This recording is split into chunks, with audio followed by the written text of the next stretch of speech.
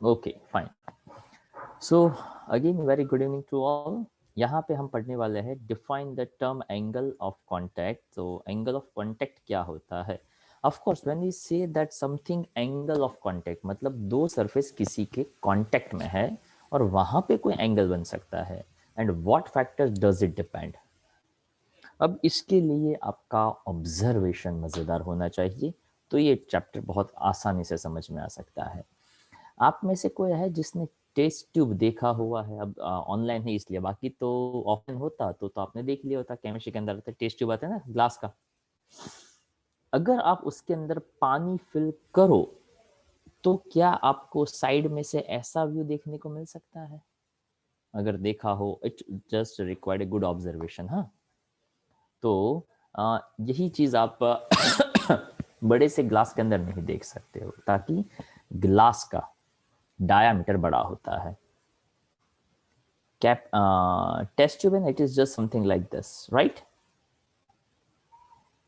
थोड़ा बहुत ऐसा होता है। अब जब इसके अंदर आप लिक्विड फिल करते हो ना, तो यहाँ पे हमें ऐसा शेप देखने को मिलता है।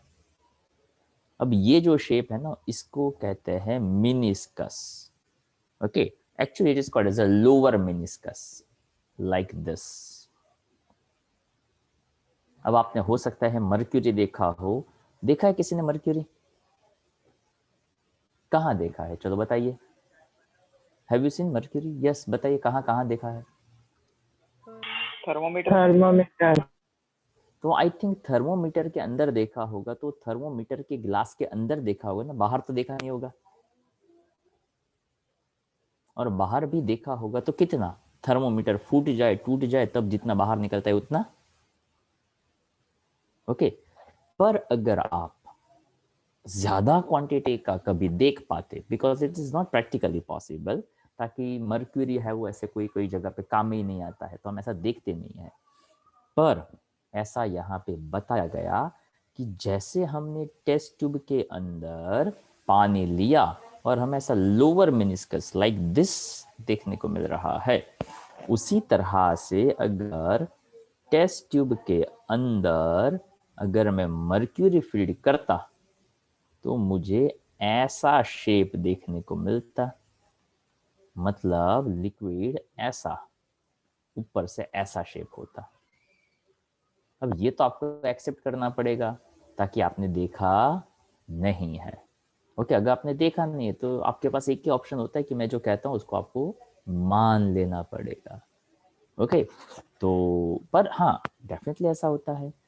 अगर आप सिल्वर वेसल, अब हमारे घर में जो भी वेसल्स होते हैं वो स्टील की या ऐसे होते हैं, सिल्वर वेसल तो होता नहीं है, पर किसी किसी के घर में वो छोटा सा वेसल हो सकता है। ओके, तो इतना भी कोई डिफिकल्ट नहीं है। सिल्वर वेसल मतलब ऐसी कोई रेयर चीज नहीं है, but it is also available in home may be. अगर हम वहां पे पानी भर दे तो ऐसा फ्लैट सरफेस देखने को मिल सकता है। तो ये रूटीन में ऑब्जर्व कर सकते हैं ये, और ये रेयर ऑब्जर्वेशन में हो सकता है। अब एंगल ऑफ कांटेक्ट मतलब एग्जैक्टली होता क्या है? तो दैट इज द एंगल, ध्यान से सुनिएगा, कहाँ पे बनता है ये angle? That is a some line between glass and liquid surface, ये ग्लास और लिक्विड सरफेस है, and tangent on the liquid, उसके बीच का जो एंगल है उसको कहते हैं एंगल ऑफ कांटेक्ट। यही चीज मैं एक दूसरी फिगर ड्रॉ करके समझाता हूं, ध्यान से सुनिएगा, देखिएगा। सपोज मैंने यहाँ पे दो सरफेसेस लिए, यहाँ पे लिया हुआ है वाटर और यहाँ पे है Hg, बोले तो मर्क्यूरी। मर्क्यूरी। जब हम पानी लेते हैं तो पानी ऐसा स्प्रेड हुआ है, ऐसा हमें लगेगा। It's something like a bulgy, मतलब स्प्रेड हो चुका है। Okay, but as you just take here as a mercury, तो मर्क्यूरी आपको एज ए परफेक्ट ड्रॉप के फॉर्म में देखने को मिलेगा। कैसे फॉर्म में देखने को मिल सकता है? ड्रॉप के फॉर्म में। ये उसी स्टूडेंट को पता चलेगा जिसके घर में कभी थर्मोमीटर हो और वो थर्मोमीटर टूटा हो। क्यों ऐसा पता चलेगा? ताकि थर्मोमीटर टूटेगा, थर्मोमीटर गिरेगा तो ही तो उसमें से मर्क्यूरी नीचे गिरेगा ना।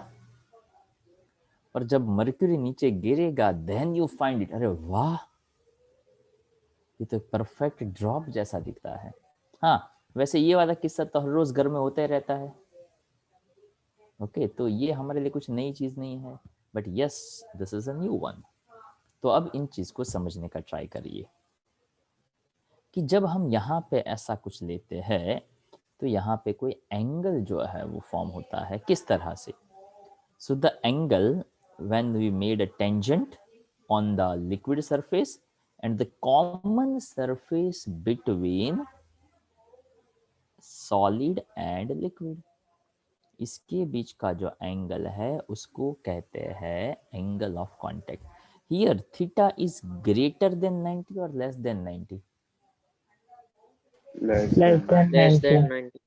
When say theta is less than 90, it's acute or obtuse? acute. Acute. Acute. तो यहाँ से दो चीजें दिमाग में सेट करने का। Whenever we just take a water, theta is always less than 90. When theta is always less than 90, that is considered as an acute angle. And when there is an acute angle in the any closed surface, liquid always rise up. I repeat, rise up यानी क्या? It is something like that. क्या आपने chalk stick तो देखा होगा, right? अब एक छोटा सा एक्सपेरिमेंट शायद आपने 8th-9th में भी किया हो, और घर पे भी अगर चॉक हो तो आप कर सकते हैं। Just take as one plate, थोड़ा सा पानी उसके अंदर ले लो, if it's possible take as a colouring water, और चॉक स्टिक को आप वहाँ पे डिप करके रखो। तो ऐसा मान ले कि ये चॉक स्टिक होता और पानी इतनी सरफेस तक ही टच कर रहा है, बट थोड़ी देर के बाद ऑब्जर्व करेंगे कि पानी यहाँ पे भी है, यहाँ पे भी है, शायद थोड़ा और ऊपर तक गया। बहुत ज्यादा नहीं तो फिर भी आप इतना तो ऑब्जर्व कर ही सकते हैं कि पानी कुछ लेवल तक कहाँ गया, ऊपर गया। क्यों ऊपर गया? ताकि पानी तो चॉक स्टिक तो इतना ही फील्ड था ना, उसके अंदर डीप था ना, फिर भी पानी कुछ हाइट तक ऊपर क्यों गया? This is the reason.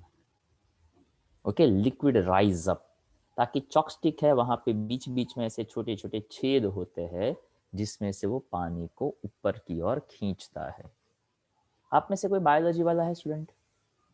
Hello hello, biology biology. Yes, sir. Okay, क्या कभी आपने, वैसे ये कॉमन क्वेश्चन भी हो सकता है, आप जो भी पेड़ पौधे होते हैं वहां पे हम पानी कहाँ पे डालते हैं? फ्रूट्स में। Fruits में. और फ्रूट्स कहाँ पे मिलते हैं? ऊपर। ब्रांचेस में। तो हैव यू एनी आइडिया कि रूट्स में पानी डालने से पानी ऊपर तक कैसे पहुंचता होगा? जाइलम फ्लोएम से। What is that? मतलब ऐसे टिश्यूज होते हैं जिसके अंदर वाटर ट्रांसफर होता है। और वाटर डाला कहाँ? नीचे। रूट्स में। पर पहुंचा कहाँ? ऊपर। तो हम वहां पे ऐसा समझने का ट्राई करते हैं कि वहां पे हर ट्रीज के अंदर, हर प्लांट के अंदर ऐसा कोई सिस्टम होता होगा जहाँ पे ऐसी छोटी छोटी छोटी छोटी सिलेंडर्स होते होंगे, या तो ऐसी कोई ब्रांचेस, या तो ऐसा कोई स्पेस होता होगा जहाँ से धीरे धीरे धीरे पानी कहाँ जाता होगा? ऊपर जाता होगा। Okay. Okay, so that is called as a liquid little bit rise up, ऐसा समझाता है। ओके, अब वैसे भी अगर जिसका बायोलॉजी नहीं है वो शायद इस बात को ज़्यादा ना समझ पाए। Okay, but it is about just a simplest idea. अब यहाँ पे मैं यही चीज़ दोहराने का ट्राई करूँ थोड़े अलग तरीके से। तो देखो, this angle when the solid and liquid come in a contact and the tangent draw on the liquid, तो यहाँ पे कैसा एंगल फॉर्म करेगा? Obtuse. When there is a obtuse angle, तो यहाँ पे इसको अपर मिनिस्कस कहेंगे, इसको लोअर मिनिस्कस कहेंगे। यहाँ पे लिक्विड राइज अप यानी ऊपर जाएगा, जो लेवल है ना उससे भी पानी ऊपर जाएगा। अभी मैं फिगर दिखा दूंगा, अभी नेक्स्ट क्वेश्चन वैसा ही आएगा।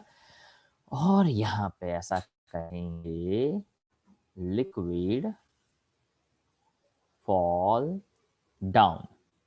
मतलब यहाँ पे थोड़ा अजीब सा होगा कि अगर मान लो आपने कोई कंटेनर दिया और मर्क्यूरी है वो यहाँ तक अगर फील्ड है ना,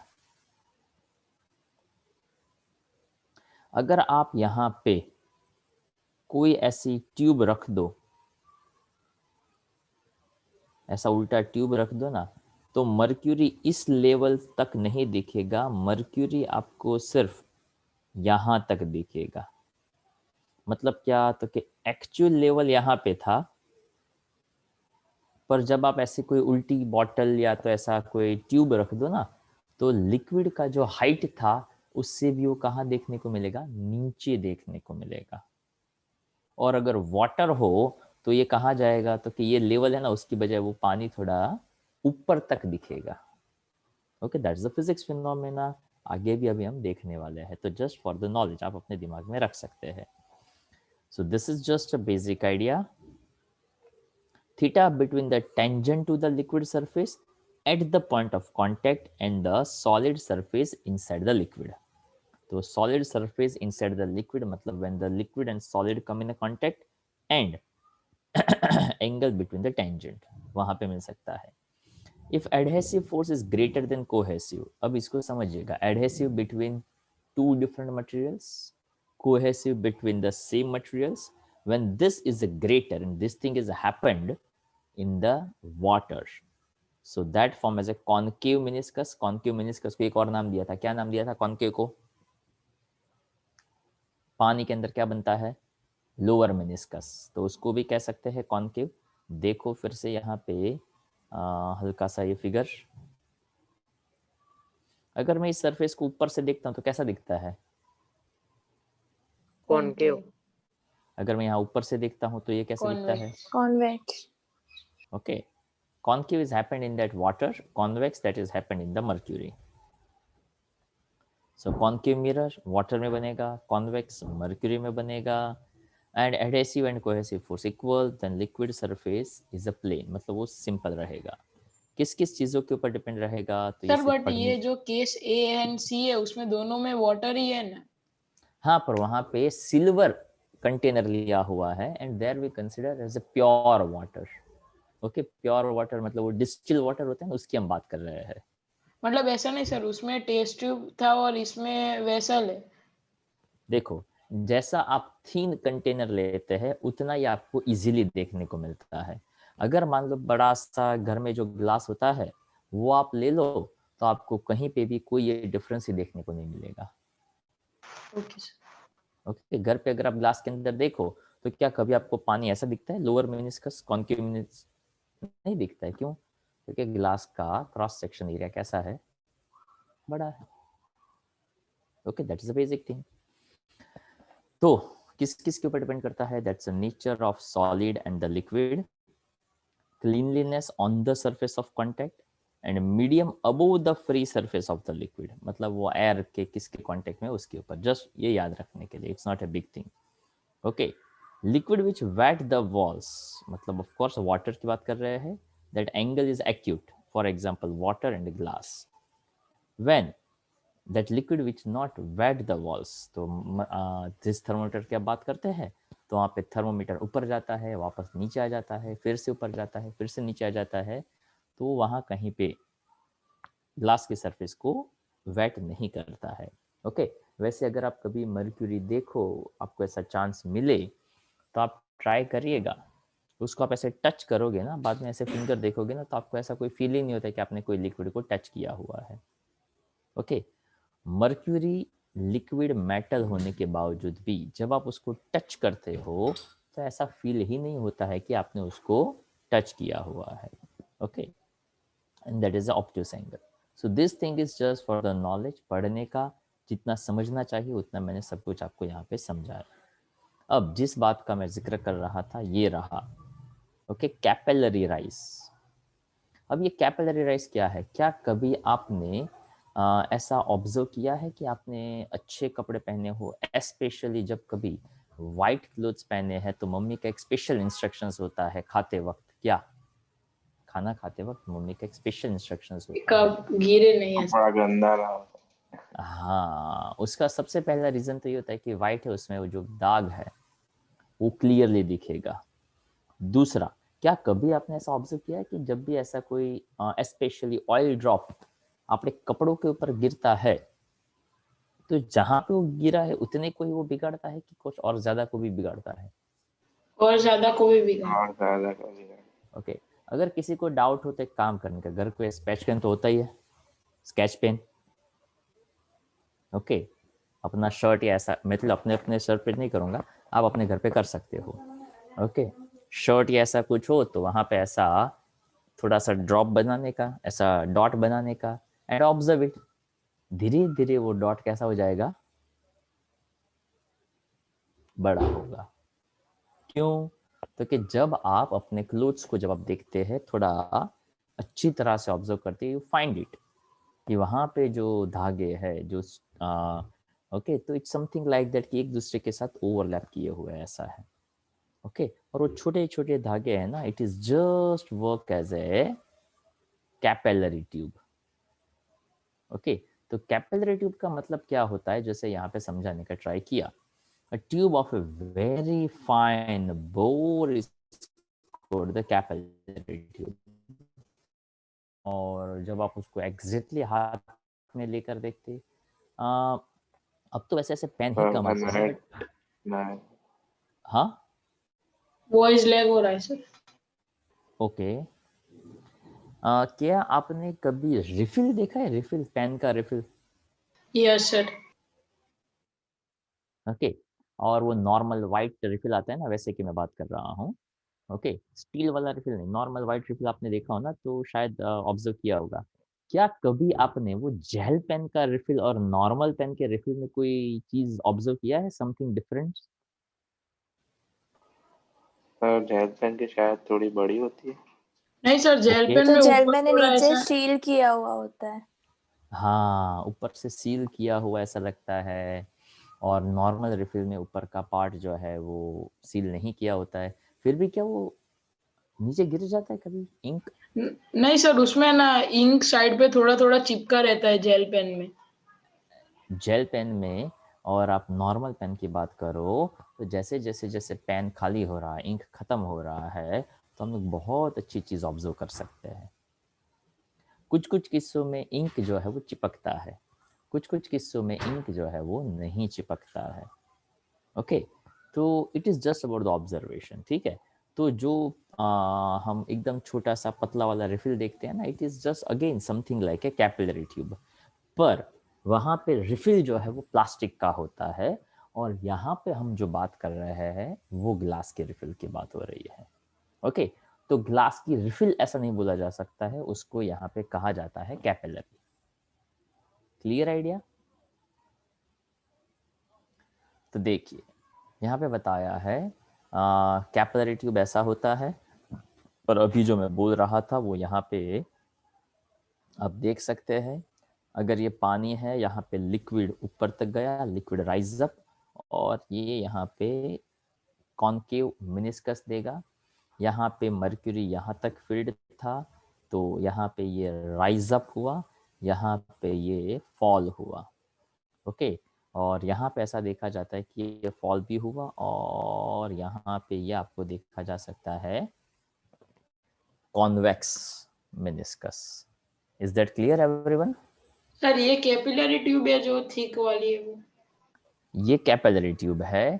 ये जैसे आपकी टेस्ट ट्यूब होती है ना, ये वैसी ट्यूब ली गई है।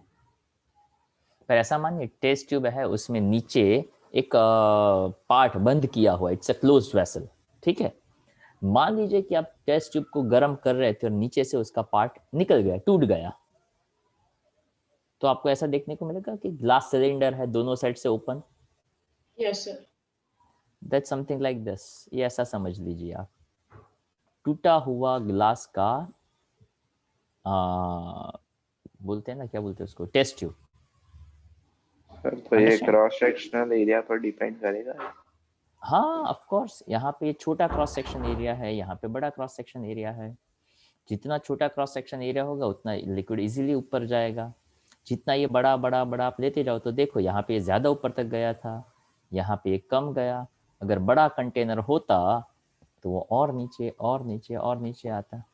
हाँ, और नीचे नीचे मतलब वो इस सरफेस तक रहता, उससे और ज्यादा नीचे नहीं जा सकता है। अंडरस्टैंड? Yes sir. ओके, तो capillary tube glass open at both ends, मतलब समझिए फिर से रिफिल जैसा ही होता है पर ग्लास का refill. It's open from the both ends, तो यहाँ पे डीप किया गया है ओपन एंड, यहाँ पे भी ओपन एंड है। which wets its walls, so that is happened in the water where the liquid rise up. When it's not wet the walls, then it is a mercury, जो आपको यहाँ पे दिखाया हुआ है। याद रखना है, when this thing is happened, theta is less than 90. When this thing is happened, theta is greater than 90. I hope आप समझ रहे होंगे इस बात को। Hello, yes sir. ओके। अब ये लिक्विड राइज अप होता है तो वो कितना ऊपर जाता है, तो यहाँ पे उसका एक फॉर्मूला बनता है। Let's say derive an expression for the rise of a liquid in a capillary tube at the height of the liquid column supported is inversely proportional to the radius of tube. इसका मतलब क्या करेंगे आप? Height of the liquid column supported is inversely proportional to the radius of the tube. जितना radius छोटा होगा उतना height बड़ा हो। बड़ा होगा। ओके, तो अभी आप जो पूछ रहे थे ना, आपको आंसर मिल जाएगा कि जितना रेडियस छोटा उतना हाइट ज्यादा जाएगा। Clear everyone? Yes sir. चलो, अब जैसे ये कॉनकेव मेनिस्कस बन रहा है, then how many surface come in contact with air? One. One. When it's a one free surface come in contact, then what is the excess pressure formula? याद करिए last lecture. 2 sigma by r। 2 sigma by r। अब यहाँ पे ये h height का difference है, यहाँ पे एटमॉस्फेरिक प्रेशर है, इस सरफेस पे p जितना प्रेशर है, तो याद होगा gauge pressure P minus P A is equal to rho G H. तो यहाँ पे मैं कह सकता हूँ P is equal to P A plus rho G H, कह सकता हूँ ऐसा, हाँ या ना? यस। ओके, तो यहाँ पे भी एक प्रेशर है, यहाँ पे भी एक प्रेशर है, पर दोनों चीज़ों को हमें समझना है ध्यान से। अब ये तो चलो खैर, यहाँ पे जो जो पॉइंट्स थे वो मैंने आपको बताया कि एक सिंगल सरफेस है तो 2 सिग्मा बाय आर, पर ये क्या समझाता है ध्यान से देखिए, बहुत बहुत सिंपल सी बात है। ये क्या है जो मैंने draw- कॉनकेव। हाँ, तो उसको ये ऐसा समझा है कि अगर ये सर्कल होता तो ये कैपिटल आर उसका रेडियस होता। Is that clear? Yes sir. Yes sir. ये स्मॉल आर किसका रेडियस है, सोच कर बताइएगा। सर कौन ये सिलेंडर का? किसका? सिलेंडर। ये हाँ, कैपिलरी का। मतलब यहाँ पे ये जो कैपिलरी के 2 एंड है ना, तो ये तो हमें ऐसा दिख रहा है, पर ये एक्चुअल में कैसा है? सर्कुलर है ना। तो सर्कुलर है तो इमेजिन करिए हो गया ये उसका रेडियस। अंडरस्टैंड? अब देखो ये स्मॉल आर और ये वर्टिकल लाइन एक दूसरे के साथ कितना एंगल बनाएंगी? 90 बनाएगा। अरे ये स्मॉल आर और ये वर्टिकल लाइन ये तो एक दूसरे के साथ 90। हाँ, but this one is known as angle of contact. Okay, तो ये एंगल कितने का होगा? 90 माइनस एंगल ऑफ कांटेक्ट। मतलब 90 माइनस थीटा कह सकता हूं। अब एक्चुअल में देखा जाए तो ये एंगल ऑफ कांटेक्ट और ये रेडियस एक दूसरे के साथ टेंजेंट और रेडियस का रिलेशन दिख रहा है। उसका टोटल एंगल कितना होना चाहिए? 90। उसमें से रिमेनिंग कितना हो गया? 90 माइनस थीटा। अगर मैं इसको x कहता ना, तो 90 minus theta plus x is equal to 90 होता, because radius and tangent perpendicular to each other, right? तो देखो तो x का वैल्यू क्या बनेगा? थीटा। तो इसका मतलब कि ये थीटा और ये थीटा दोनों सेम टू सेम एंगल बनेंगे। अगर मैं इस थीटा के लिए एडजेसेंट साइड और हाइपोटेनस देखता, तो एडजेसेंट अपन हाइपोटेनस कौन सा फंक्शन देता है?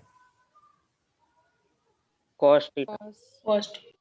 तो cos theta is equals to मैं small r by capital R use करूंगा।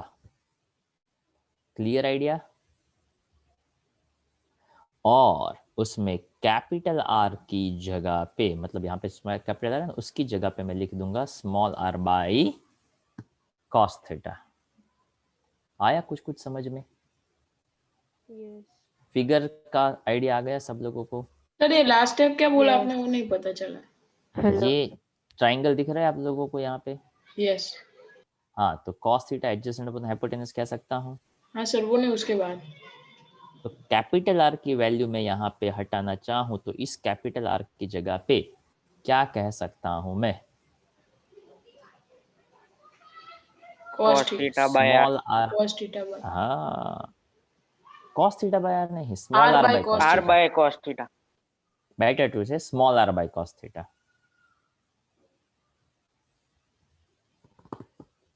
पड़ी खबर? हाँ सर। વાગ્યું નથી ને ખબર ને? પડે તો વાગે ને એટલે પૂછ્યું હા ભાઈ।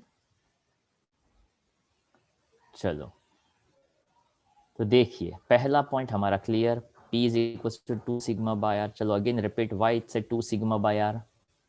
सर क्योंकि एक ही सरफेस उसके। Very good. दूसरा point clear, small r by capital R equals to cos theta. तो कह सकता हूँ capital R equals to small r by cos theta. तो P is equal to 2 sigma cos theta by r कह सकता हूँ।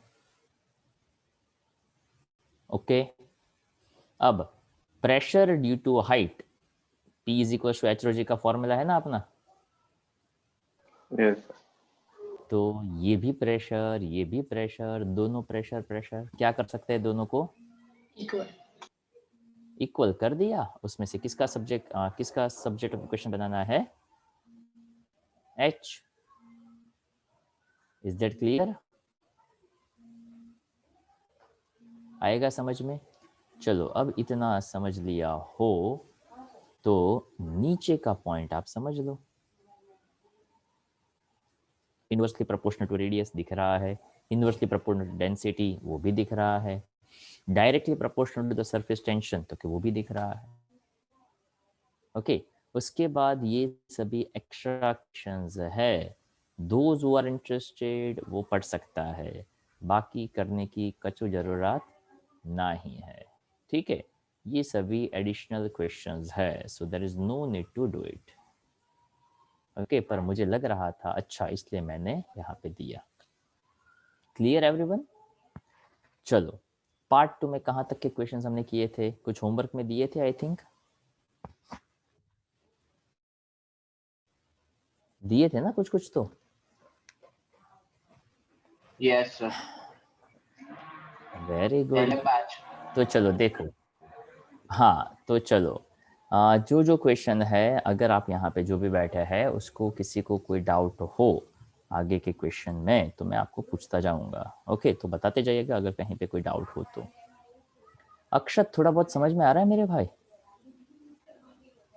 हाँ थोड़ा बहुत ही सही।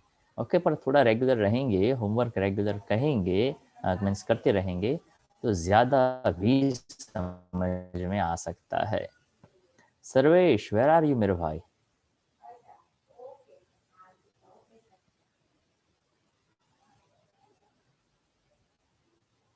बात को आगे बढ़ाते हैं। Yes anyone having a doubt in the first question? अच्छा कितने लोगों ने किया है? First of all raise your hand. Okay okay Kavya not done first question? Done okay 1 2 3 4। Why Kavya tell me क्यों नहीं किया? ये होमवर्क में दिया था मैंने। सर कर दूंगी। अरे पर करेंगे तब नहीं समझ में आएगा तो फिर से आपको पूछना पड़ेगा। ओके कोई बात नहीं, मैं थोड़ी देर के बाद फ़ोन करता हूँ तो हम फ़ोन पे बात करेंगे। ठीक है और किस किस ने किया? श्लोक आपने किया भाई? श्लोक बताइए। ओके सर वो रह गया अपना। अरे रे, ऐसे कैसे रह गया? ओके, रहना नहीं चाहिए। सर्वेश, आपका क्या कहना है, रह जाना चाहिए कि नहीं रह जाना चाहिए? सर नहीं रहना चाहिए। हाँ, तो आपने कर दिया होगा ना? नहीं सर, बाकी है। अरे क्या बात है, बातें तो आइडियल करते हो यार। रहना नहीं चाहिए फिर भी रह गया। देखो कृतिक कैसे हंस रहा है। कृतिक ने तो कर ही दिया होगा, है ना कृतिक? नहीं सर, बाकी है। आए हाय, एक से बढ़कर एक। अब आपके ऊपर तो भरोसा है, अब आप ही ऐसा करेंगे तो कैसे काम चलेगा? मतलब जिसने कर दिया उसके ऊपर तो डेफिनेटली ज़्यादा भरोसा है। इन शॉर्ट सबके ऊपर है भरोसा, सबको कर देना चाहिए। Okay, but it is your priority to do this. देखो, जब भी मैं होमवर्क न्यूमेरिकल्स में देता हूँ, होमवर्क के अंदर न्यूमेरिकल्स, तो मुझे ऐसा लगता है कि ये आपको करना चाहिए। करोगे तो दो बातें होगी। नंबर एक, पता चलेगा कि ओह सो सिंपल। दूसरा, थोड़ा सा कॉन्फिडेंस बनेगा न्यूमेरिकल्स को लेकर। तीसरा, ज़्यादातर स्टूडेंट्स को फिजिक्स के अंदर न्यूमेरिकल्स ही नहीं आते हैं। अच्छा, न्यूमेरिकल्स आए उसका क्या शॉर्ट कोई तरीका है? न्यूमेरिकल्स आ जाए उसका कोई तरीका है किसी के पास? प्रैक्टिस। ओके, आप में से कितने लोगों को सर 1 to उसे 10 सॉल्व के करना टेबल्स आते पड़ेगा। हैं? 1 to 10 के टेबल्स कितने को आते हैं?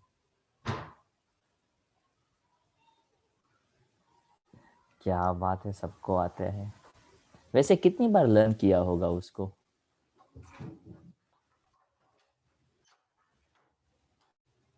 कोई नंबर है आपके पास कि कितनी बार लर्न किया होगा? ओके, कोई कहेगा 50 बार तो आप हो गए, शायद उससे भी ज्यादा, राइट? तो तब जाकर ये आपके दिमाग में सेट हो गया। It's a part of numericals. तो यहाँ पे न्यूमेरिकल्स 50 बार नहीं लिखने हैं, एटलीस्ट 2 बार तो लिखने चाहिए। ओके, सो जब आप क्वेश्चंस पढ़ते हो तो 2-3 चीज़ें दिमाग में आनी चाहिए। The 2 thigh bones each of cross. अभी देखो काफ़ी सारे लोग है ना, वो यहाँ पे अटक गया, ये फेमर मतलब अबे फेमस जो कुछ भी हो छोड़ना यार, उसका क्या काम है। क्रॉस सेक्शनल एरिया जी, ओके, क्रॉस सेक्शनल एरिया दिया हुआ है, मास दिया हुआ है, हमें प्रेशर फाइंड करना है। What is the pressure formula? Force upon area. Force upon area. Force upon area, तो फोर्स वेट फोर्स लगेगा mg अपॉन एरिया। ओके, तो यहाँ पे सीधा सीधा आप लगा दो। अच्छा, यहाँ पे 2 क्यों मल्टीप्लाई किया भाई? दोनों थाई बोन्स होती है इसलिए। हाँ, ताकि जनरली यहाँ पे नॉर्मल इंसान की बात की हुई है, और हम जनरली कितने पैरों पे खड़े रहते हैं? 2। हाँ, okay, that's why 2 into 10 centimeter square, so that is a 20 into 10 raised to minus 4 meter square. Clear everyone? चलो, तो 1 2 3 4 और 5 तक आई थिंक मैंने दिया हुआ था। जब तक आप ये क्वेश्चंस लिख नहीं लेते हैं तब तक आपको पता नहीं चलेगा कि ये आपको आता है या नहीं आता है। सेकंड क्वेश्चन के लिए आपको आना चाहिए कौन सा law? P1 equals to P2, ये कौन सा लॉ था? पास्कल से। Conservation of momentum. Pascal's law कहता है पास्कल्स। P1 ना रे मुन्ना, सर मेरे को लगा आपने, नहीं okay, sorry P1 equal, sir मेरे को हाँ लगा आपने कोई बात नहीं, कोई M1 बात V1 बोला। नहीं नहीं, P1 is equals to P2। Okay, pressure 1 is equals to pressure 2, तो उसका मतलब होता है फोर्स अपॉन एरिया से। So in a car lift compressed air exert the force of F1, तो यहाँ पे अलग अलग रेडियसेस बताई हुई है, यहाँ पे अलग अलग फोर्सेस बताए हुए हैं। तो प्रेशर यहाँ पे सेम रहता है, और ये होता है हमारा Pascal's law, force upon area. तो यहाँ से F1 upon A1, F2 upon A2, just simply put all the values. और आपको उसका सही तरीके से आंसर है वो मिल सकता है. Okay, and then after you can calculate the required pressure, force upon area, given values already हमारे पास है, सीधा सीधा मिल सकता है. Okay, थर्ड क्वेश्चन भी मैंने दिया था. जिन लोगों ने लिखा, चलो जिन जिन लोगों ने लिखा है वो मुझे बताएंगे इसमें कोई डाउट हो 1 2 3 4 5 में.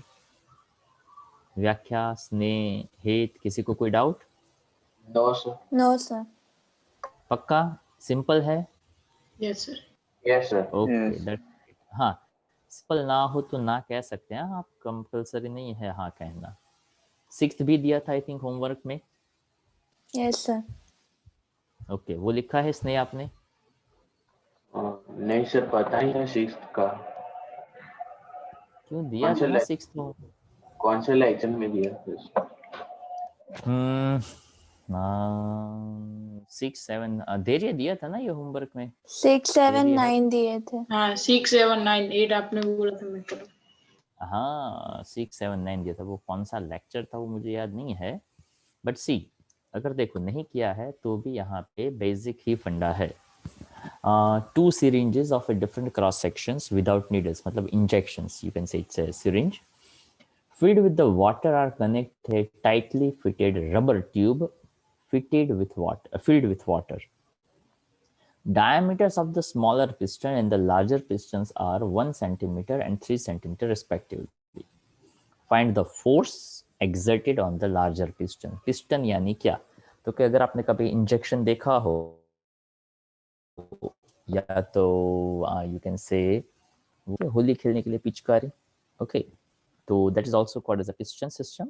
तो वहाँ पे जो प्रेशर लगता है तो वो हर एक जगह पे प्रेशर सेम रहता है. Again we are using here Pascal's law. Pressure transmitted undamaged throughout the fluid, मतलब हर एक पॉइंट पे प्रेशर सेम तरीके से रहता है. Again force upon area, you can compare this above equations. Force upon area, F2 by A2 is equals to F1 by A1.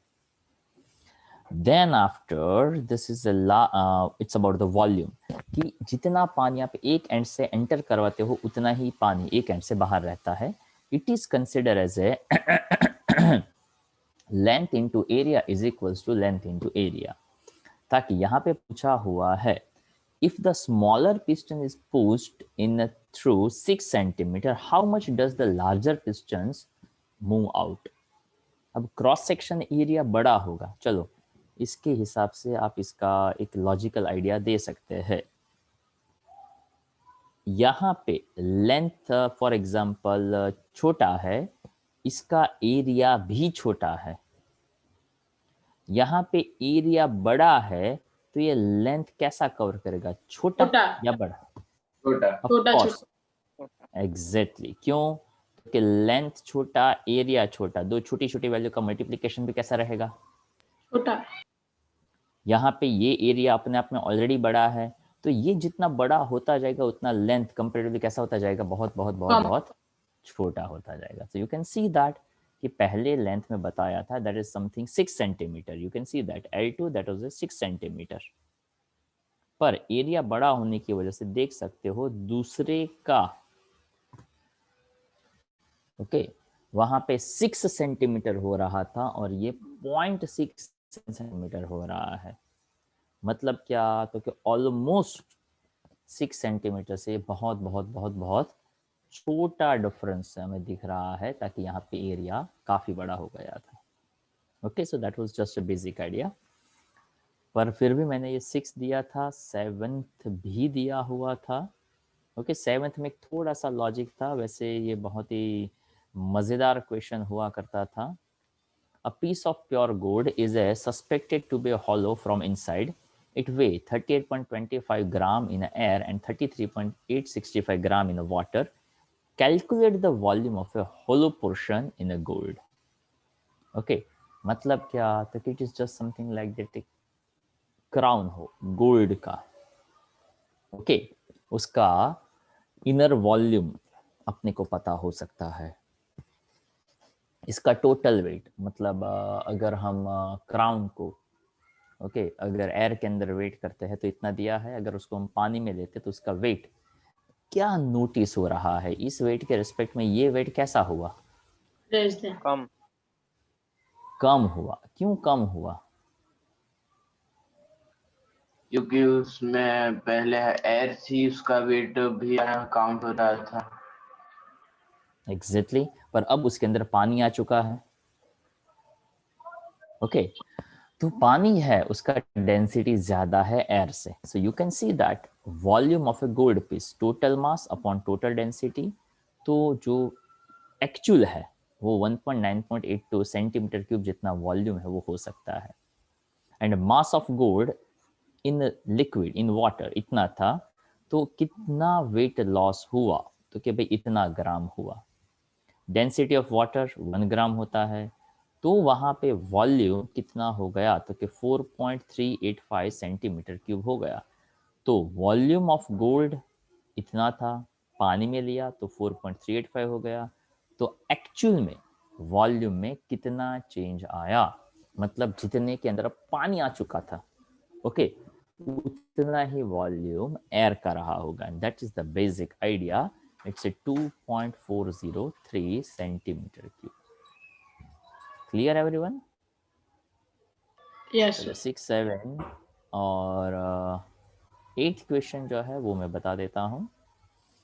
A spring balance reads 10 kg when a bucket of water is suspended from it। मतलब एक spring ले लिया, spring balance कह सकते हैं उसको, कभी आपने देखा हो तो, ओके, और नीचे एक बकेट हमने लगा दिया। Its reading is a spring balance and ice cube of 1.5 kg is put into the bucket। तो 10 किलो का था, 1.5 kg हमने आइस लगा दिया। Second, iron piece of mass 7.8 kg by another spring is immersed with the half of its volume inside the water in the bucket। मतलब यहाँ पे ऐसा हमने देखा, 10 kg था, 1.5 kg लगाया। अब ये दूसरा किस्सा है, बट वहाँ पे another spring is immersed with half of its volume inside the water in the bucket। मतलब यहाँ पे सिचुएशन थोड़ा सा अलग किया, ध्यान से सुनते जाइएगा। Wait, what is the weight formula? mg। mg। तो यहाँ पे एक अलग तरीका दिखाया है उस mg को लिखने का। 10 किलोग्राम प्लस 1.5 किलोग्राम 11.5 किलोग्राम होता है, पर उसके साथ अगर मैं ये f मल्टीप्लाई कर, जिसको kgf कहा जा सकता है, तो उसको भी हम यहाँ पे वेट ही कह सकते हैं। आई रिपीट, यहाँ पे mg यानी मास 11.5 को g से मल्टीप्लाई करने की बजाय अगर मैं सिंपल f से मल्टीप्लाई करके रखूं, तो उसको भी आप यहाँ पे वेट फोर्स ही कह सकते हैं। पहला पॉइंट। दूसरा पॉइंट यहाँ पे ऐसा देखना है कि जब हम यहाँ पे ऐसा करते थे, सिचुएशन क्या है, तो कि जब ऐसा हम करते हैं तो उसका रीडिंग में क्या चेंज आता है। ठीक है, सो यू कैन सी दैट। ये सेकंड की सिचुएशन समझ में नहीं आई। हाँ सर, वो स्प्रिंग डुबाई हुई है कि क्या है वो ही नहीं पता चला। ओके देखो ध्यान से सुनिए। An iron piece of mass 7.8 kg suspended by another spring। क्या सस्पेंडेड किया? तो ऑलरेडी पानी कितना था पहले? 10 स्प्रिंग किलो। बैलेंस, हाँ ध्यान से, spring balance of reads 10 kg when a bucket of water is suspended. मतलब बकेट में पानी कितना था पता नहीं है, पर जैसे बकेट के साथ अंदर पानी भी था, मैंने स्प्रिंग बैलेंस के साथ उसको देखा, तो मुझे कितना मेजर हुआ? 10 kg, बरोबर। अब दूसरे केस में क्या किया? तो कि भाई 1.5 kg हमने लगा दिया। Then what is the reading on the spring when हम 1.5 किलो आइस उसमें डालते हैं, तो टोटल कितना मेजर करेगा? तो कि भाई 11.5 kg करेगा। पहला क्वेश्चन वहां पे खत्म। दूसरे में भी यही करना है। What is the reading of the spring when an iron piece of mass 7.8 kg suspended by another spring. मतलब एक स्प्रिंग था, उसके साथ 7.8 kg का मास सस्पेंडेड था, मतलब एक के साथ क्या है? बकेट है, बरोबर। दूसरा भी एक स्प्रिंग है, उसके साथ ही मैंने सस्पेंडेड करके क्या लगाया?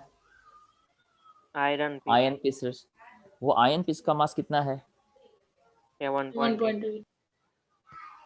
immersed with half of its volume inside the water, मतलब पूरा का पूरा ब्लॉक हमने अंदर डाला नहीं है। कितना आयन पीस डाला अंदर? हाफ। हाँ, तो can you imagine the situation? एक आपने बकेट ले लिया, ओके, बकेट का हैंडल जो था यहाँ पे स्प्रिंग के साथ ऐसे कनेक्टेड था। अब आपने क्या किया, तो कि ये पानी से भरा हुआ था, ओके। अब आपने आयन का एक और टुकड़ा लिया, पर आयन का ये टुकड़ा आपने ऐसे रखा हुआ है और ये यहाँ पे भी कोई स्प्रिंग के साथ कनेक्टेड है। जैसे आप लगाएंगे थोड़ा पानी का सरफेस कहाँ जाएगा? ऊपर. अब सिचुएशन समझ में आई? Yes, sir. Okay, so now it shows density of iron निकालना हो तो हमें पता है relative density is equals to density of material with respect to density of water. तो मटेरियल का चाहिए तो relative density multiply by density of water कर दो। तो ये रिलेटिव डेंसिटी दिया था 7.8, volume density of water multiply कर दो, दैट इज 10⁻3। 7.8 10⁻3 से मल्टीप्लाई कर दिया तो डेंसिटी ऑफ आयन मिल गया। अब वॉल्यूम का तो अपने को पता ही है, मास अपॉन डेंसिटी, ओके। तो ये यहाँ पे कितना वॉल्यूम लिक्विड का राइज होगा उसका आइडिया दिया। Now what? अब half of iron piece is immersed, मतलब कितना वॉल्यूम राइज होने वाला था अगर पूरा का पूरा डुबा देते तो 0.001 होता, पर अभी तो आधा ही डुबाया, तो इतना ही वॉल्यूम जो है वो वाटर डिस्प्लेस करेगा। I hope you understand the basic point. अब जितना अंदर जाएगा उतना ही बॉयंट फोर्स उसके ऊपर लगेगा, हाँ या ना? बॉयंट फोर्स का मतलब फिर से होता है वेट जितना। Yes, sir. वेट का मतलब होता एक्सक्यूज मी। तो यहाँ पे आप ऐसा कह सकते थे कि अपथ्रस्ट कहो या बॉयंट फोर्स कहो which is equal to mg। यहाँ पे मास का मतलब होता है density into volume into g, तो volume into density into g. तो वाटर डेंसिटी आ गया, वॉल्यूम आधा आ गया, okay. G in the newton, मतलब हमें वो एफ ही लिखना है, तो जी का वैल्यू नहीं डाला, तो समथिंग जी न्यूटन में होता है, या तो आप सिर्फ kgf रखो तो भी चलेगा।